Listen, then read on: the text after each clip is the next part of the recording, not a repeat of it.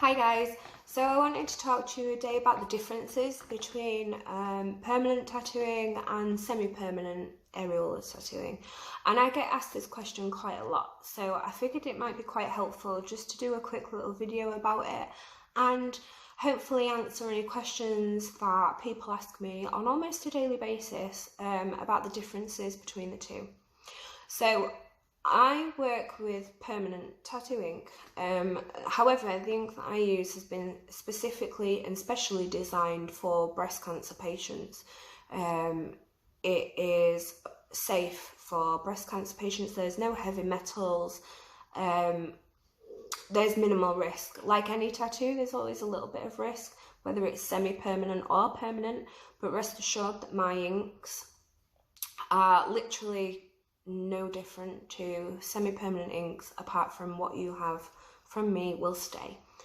So let's talk about semi-permanent ink first and the different terms and names that people call it. So semi-permanent ink is PMU, permanent makeup. It's also cosmetic pigment, medical tattooing. There are lots and lots of different names, micropigmentation, and basically all micropigmentation is tattooing. It's basically just been reused to try and create the cosmetic side of things sound less like tattoo and more like beauty. So one of the main differences, as I'm sure you already know, is semi-permanent or permanent. So semi-permanent ink is used by 99% of the NHS. It is used by beauticians, it is used by cosmetic, aesthetic places. So every time you go in for your eyebrows to be tattooed or to have your permanent eyeliner, you will know that they require top-ups for it because it will fade out over time, because although they say it's permanent makeup, it's actually not permanent. It is semi-permanent. It will never 100% stay. The design of semi-permanent pigment is designed to be pushed out of your skin over time. This is because styles and fashions change a lot of the time. So where once we had thin eyebrows, now we have big thick ones. We have microblading, now we have tattooing. It's an ever-changing industry. So people don't want 100% permanency. If they have lip tattoos, you know, they might choose a pinky colour and then red or nude be in fashion 3 years later, and they don't want their lips to constantly be pink. So that's why they use semi-permanent inks with things like that. And also, it's kind of branched over into areola tattooing, and as soon as a patient or a client hears the word tattoo, they assume that it's permanent.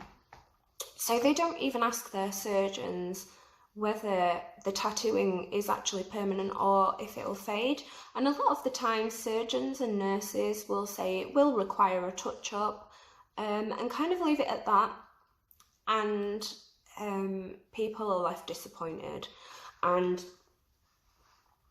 I actually see 90% of my client base are people that are dissatisfied that they had areola tattooing. They've had a couple attempts of areola tattooing by a cosmetic artist or a medical artist or nurse or surgeon, and after a number of attempts it still faded, and now they're at the wit's end with it, and they just want something permanent. They just want something there, and they can move on from this traumatic ordeal that they've been through and literally push it under the carpet and move on. And they can't do that when they have to keep going back to the place where they battled through cancer. They had reconstruction. A lot of negative emotion is in the place that they're going to have repeat stress put on their body so they can try and achieve a final result and get back to their new normal. And it plays a big impact on their mental health and physical health as well. So what happens with semi-permanent ink is, with it requiring regular touch-ups, it can really damage the skin. Now, this doesn't happen all the time, but I have seen it more than what I'd like to. And the more it's tattooed over, the more trauma the skin receives, and sometimes it causes more scar tissue, especially if the artist that's done it is inexperienced, or you already have issues with your breast tissue. So if you already have scarring, if you've had radiation therapy, a lot of the time it does permanent damage. And although the tattoo is semi-permanent, some of the damage can be permanent. Now, this also opens you up to more infection, because the more times your skin's opened, the more chances you have of developing an infection. And the aftercare of any tattoo, whether it be in semi-permanent or permanent, is down to you, and you have to follow the advice of whoever has carried out the procedure, whether it be a tattoo artist or a surgeon. And sometimes people don't understand the aftercare very well, or sometimes people just aren't really given any, and this can also lead to infection. Another thing that I'd like to quickly talk about is the misconception that semi-permanent ink is safer than traditional tattoo ink. And I can assure you now that I actually buy my breast cancer tattoo inks from the same place that the NHS buy their semi-permanent ink from. Literally the only difference is between the two, a slight difference is in their makeup. And what I mean by makeup is the pigments. So some of their pigments differ slightly, but again, in mine there are no heavy metals. They are completely safe.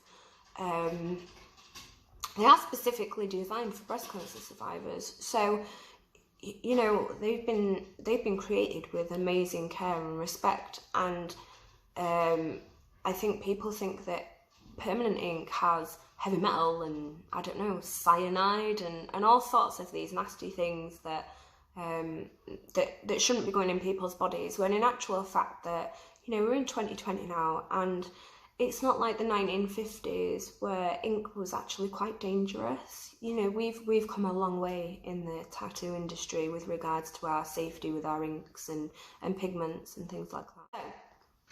So, the pros of having a permanent tattoo kind of outweigh the ones of a semi-permanent. You know, you probably have 2 sittings with your artist, so the first one will be to try and undo any damage if you've already had semi-permanent work done.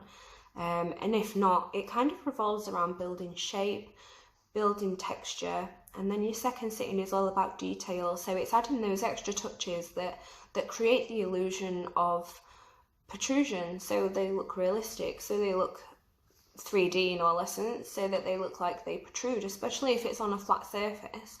You want your nipple and areola to look real and not look like a circle with a blob in the middle of it, which is what we all strive for. If anything, we actually have more experience because we've spent years tattooing different skin types. We have 2 to 3 year apprenticeships before we're allowed to tattoo anybody, and all of this training kind of makes permanent tattooing, in my opinion, it's not necessarily everybody's, but in my opinion, it makes it a little bit safer because we have that experience, because we know when the skin has had enough and we know when to stop. And we definitely don't pop implants. I know I've never popped one. I'm, you know, speaking from my own personal experience, that we always err on the side of caution whenever we're dealing with scar tissue, whenever we're dealing with implants or radiation. You know, we always, as a group of artists, we take every care, because the last thing we want to do is damage anyone's bodies. We don't want to make them feel any more aware of their issues. We want to improve it. We want to empower them. I guess it's all up to you guys. I can't tell you what to do. I can't tell you where to go for your nipple or areola tattooing. I just can't. It's all down to you. All I can offer is my honest advice, what I've seen and experienced in person, what I've heard from not only surgeons and nurses, but also from my clients, because they're the most important things to me. My clients, not only are they my bread and butter, they are also friends. They are clients. They are everything in my professional life. I mean, without my clients, I wouldn't be here offering other people my services, and without my clients, I wouldn't understand half as much as what I did before. You know, I'm surrounded by a very, very strong group of women who have gone through the most awful things in their lifetime that no one should ever have to go through, and they come out the other end, and you know, I just add the finishing touches to their life and hope it makes a big difference in a positive way. You know, I hope that I empower all the women that I see. I hope that I give them the confidence that they need to get back on track, and the ability to start feeling a bit more comfortable in their own skin again, which is a massive thing. So I'm going to leave it at that for today. Again, it's your choice. I can't force anyone to do anything that they don't want to do.